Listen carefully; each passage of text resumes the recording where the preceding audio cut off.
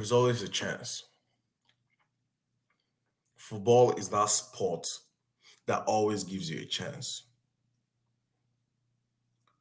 We've held the top of the league for a very long time throughout the season. And as expected, which was something I expected anyway, we're going to falter at a particular point in the season. There's going to be points in the season that our key players will not rise to the top. And that's based on the composition of our squad and the fact that we are fighting a shark. Probably one of the greatest Premier League teams I've ever seen. We're fighting a team that just wins. Like it's not even normal. They just win. Go out throughout Europe, you're getting teams, the Barcelonas, the Napolis, they're winning their league with 80 points, 85 points, probably. Napoli just won their league. With 6 games or 5 games to spare. Barcelona has literally won the league in the league that has Real Madrid and Atletico Madrid. And we're fighting against Manchester City. They've won 10 straight Premier League games. And they have chopped and changed their squad many, many times for those wins. They can go Haaland up top with KDB behind him in a 4-2-3-1 system. They can go Haaland and Alvarez, two incredible goal scorers. One probably world class, the other one knocking on it. And they play 4-4-2. They can go three at the back. They probably have like three world class centre backs. And the other guys, they're knocking it. Ake is one of the best defenders of the season. He was bought for £40 million 2 years ago. He's barely played any game since then. John Stones, Laporte, one of the best defender for the last 5 years in Premier League. Sit on the bench practically all season long. Kyle Walker sitting on the bench. They use John Stones as a right back. Or they take John Stones and bring John Stones to central midfield to partner with Rodri for defensive solidity. It's just weapons, like a variety of weapons. They put Mahrez on the bench or Foden play with Grealish. They put Grealish on the bench. It's insane. But the truth is, our players, our key players, Thomas Partey, just drop. I don't know what happened. I felt he was carrying a knock. There was rumor going around that he was carrying a knock. Partey hasn't played the last 2 games. We won both games with Jorginho coming in. And that's because Arteta didn't trust his squad.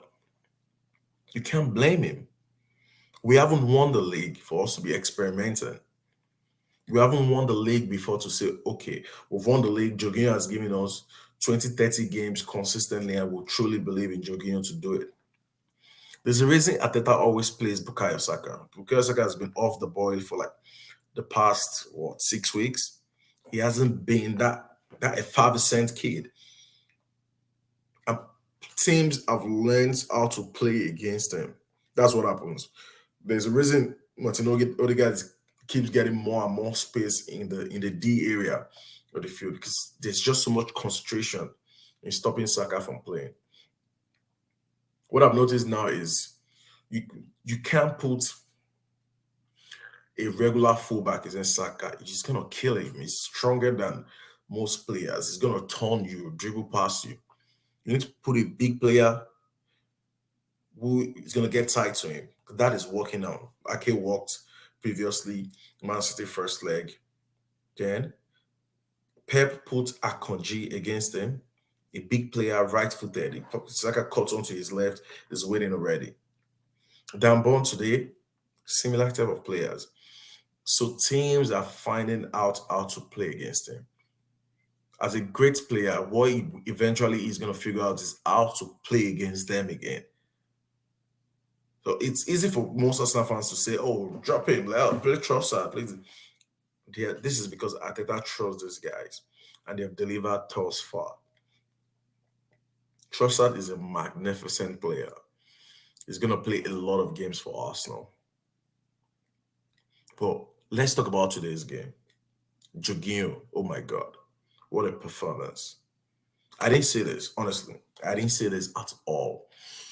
And the reason I didn't say it is not because of the capability or the ability of Jorginho as a midfielder. No, it's because of the way Newcastle United is as a team. They're a very dynamic team, a box-to-box team who wants to run the ground. They constantly want to run. The kind of midfielders they have is very strong, want to run, want to power you, want to out jump you. They're physical.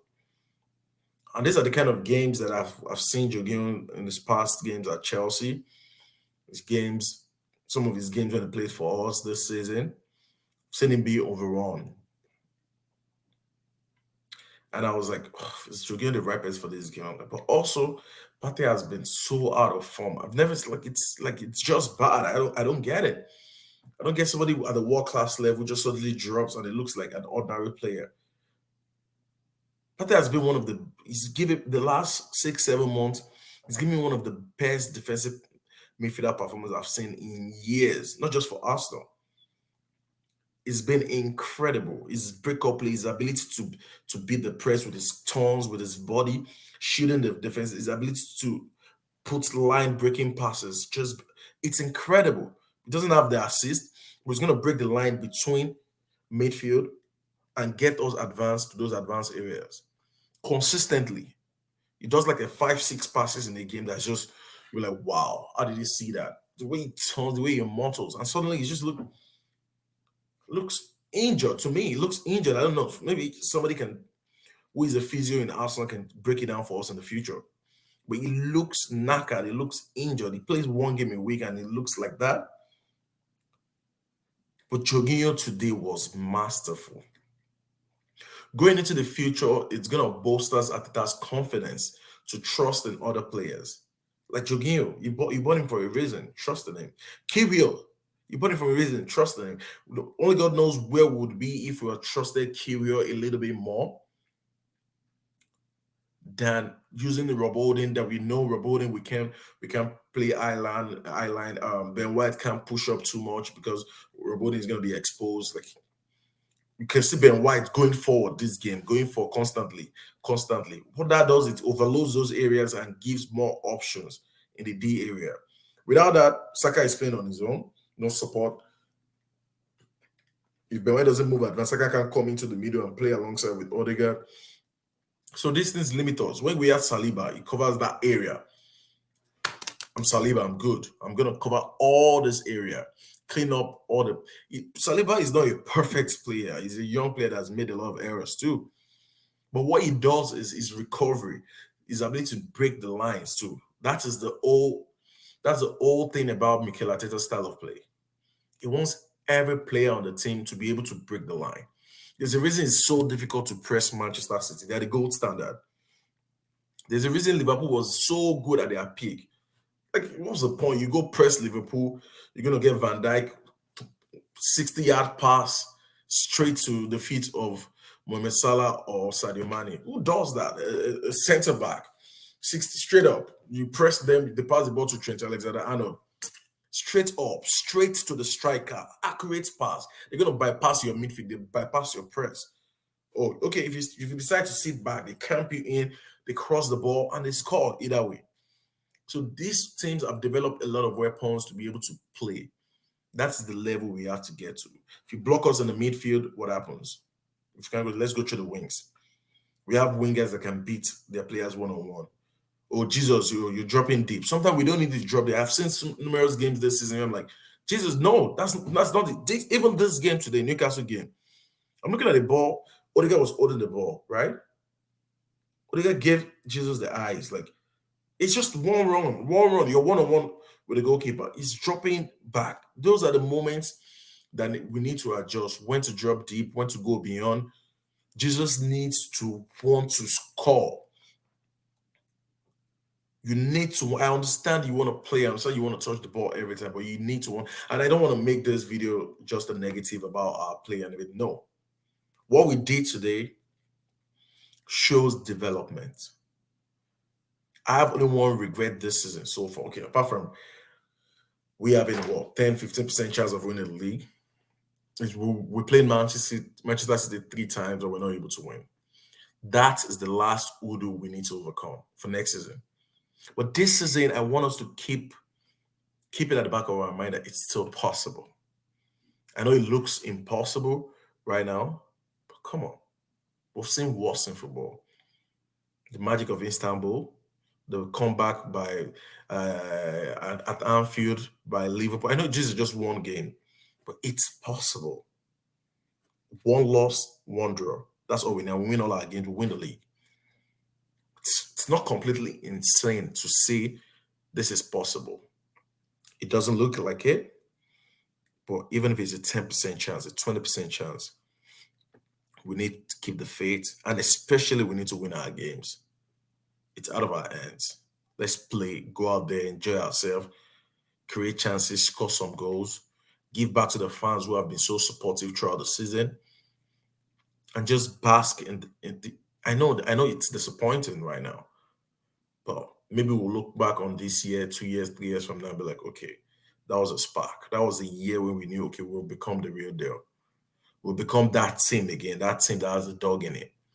Because Martin Odegaard, he has the dog. He wants to win. He wants to drive the team to glory. 15 Premier League goals. 15 Premier League goals from a central midfielder. He's practically a central midfielder. He's not your stereotypical attacking midfielder. No, he wants to control. He wants to dictate the pace of the game. He's got 15 Premier League goals and what, 7 assists. It's incredible. It's absolutely incredible.